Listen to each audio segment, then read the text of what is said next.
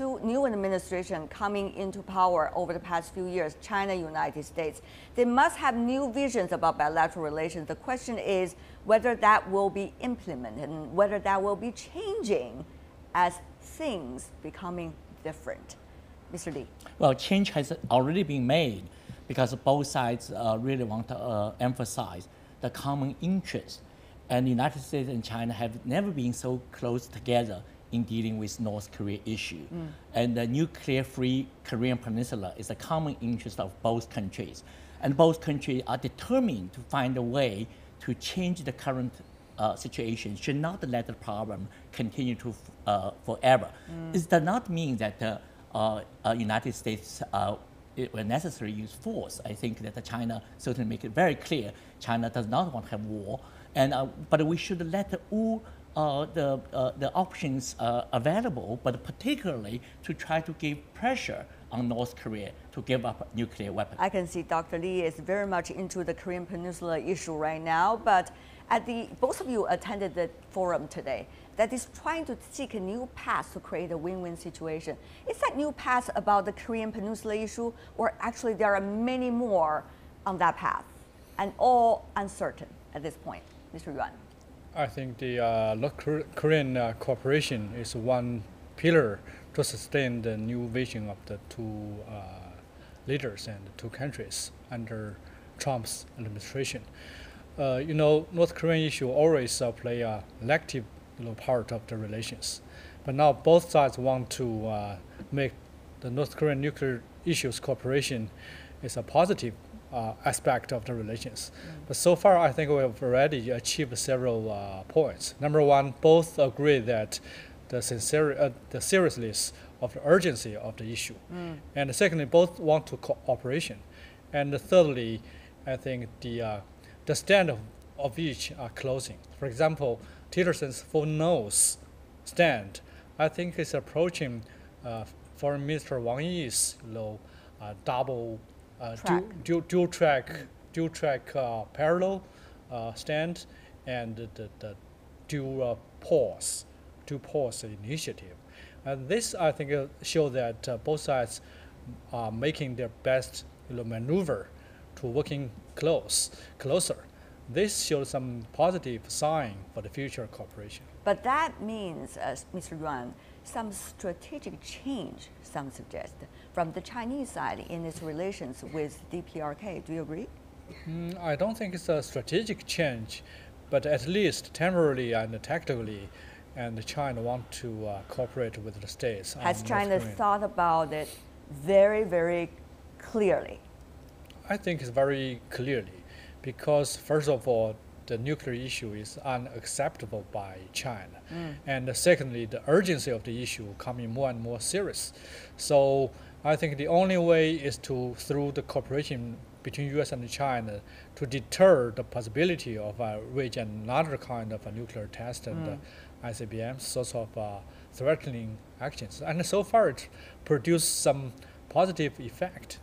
But will that pillar be strong enough to support this very comprehensive bilateral relationship? Well, because the U.S.-China also cooperating with other areas like overall security concern and anti-terrorism, and especially on global financial stability. But how fragile, for example, the cooperation on the Korean Peninsula issue, and that will be having its impact on all the other issues, spillover effect in a way? Well, actually, I'm optimistic about the situation because China make it very clear it's not China's interest that China's reform program interrupted by what happened in North Korea. And also China does not want to have the kind of scenario that the United States and China engage in some conflict because of North Korea, because of third party kind of interest. So in that regard, it's a really important development.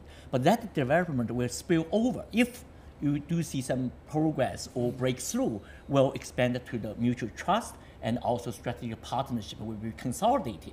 At the moment, Donald Trump is very close to state that But the American bureaucracy and American foreign policy establishment not necessarily follow at the moment. But if there's any fundamental development, really can change the mindset of Americans, how they look at China. You already see that the state leaders in the United States now start to praise China.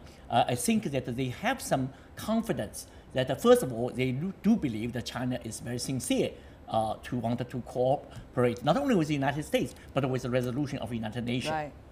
But will that verbal praise, so-called, like Dr. Li specifically mentioned, be enough for China to go back to the strategic trust which has been lacking between the two countries and really approach China, rather the U.S. in a very different way? I think the strategic trust, mutual trust, based on very long-term cooperation rather than just temporarily cooperation on DPRK. Let me just throw in a few things. You know, there's South China Sea issue, there's cybersecurity issue, there's also the international role that the two countries aspire to play in a dramatically changing world. Besides that, there's also domestic issues, ideology issues, the political issues. If you mention it, the list still goes on, Mr. Yuan, the fact is. Yeah, lots of lists which constrain the mutual trust between our two countries. And mutual trust, relatively speaking, is correct. But absolutely speaking, I think mutual trust, 100% mutual trust is totally impossible. I think what we pursue today between US and China, we pursue a relatively mutual trust. That is enough. But so far, the cooperation on DPRK is not enough. Don't I just love that phrase, relatively mutual trust. What does that mean, sir? Which means we can trust 80% or 70%. To the degree that we can work on things together. Yeah, we can work together on some strategic issues like DPRK nuclear issue, like avoid of a trade war, like we can cooperate on world order sorts of a big visionary issues. Well, sometimes I think maybe we pay too much attention to the word of trust. There's some other words also important: friendship, partnership, and mutual respect, and a common interest. One could be the precondition for the other, that's right, and that's also right, the result of the other. That's right. And also for the issue of trust, sometimes when time arrives, that the trust will naturally develop. Okay, has time arrived? So let me go to some specific questions, particularly, as we mentioned earlier, the trade issue. 100-day plan, that is the very concrete thing the two presidents agree with one another during their summit last time in the United States. China has already talked about some deliverables and some concrete already implementations. For example, the beef. Okay, there's another thing. Will beef be a strong pillar to support the bilateral trade ties, some say? Well, that's a joke, but still very important. Let me ask you about this. What is exactly about that content? Well, it's the realization that despite some tensions and the competition, United States and China, the two largest economies in the world, still complement each other. China, recently we see that we witnessed the rise of the consumption, domestic consumption, rise of the service sector. Right. These developments are very much in the interest of American companies. At the same time, Donald Trump wanted to emphasize infrastructure development, which requires China's capital and China's know-how, because China is way ahead in terms of infrastructure development. This is what we call win-win. This is what we call that they complement each other. So we should look at that big picture. You see some promises. You do see some promises, but Mr. Yuan, nobody knows how to go with that possible promising areas. For example, about the infrastructure, many say it lies really with the state governments at the local level in the United States, the infrastructure building. And they say, as Republicans, there shouldn't be more central government so-called intervention or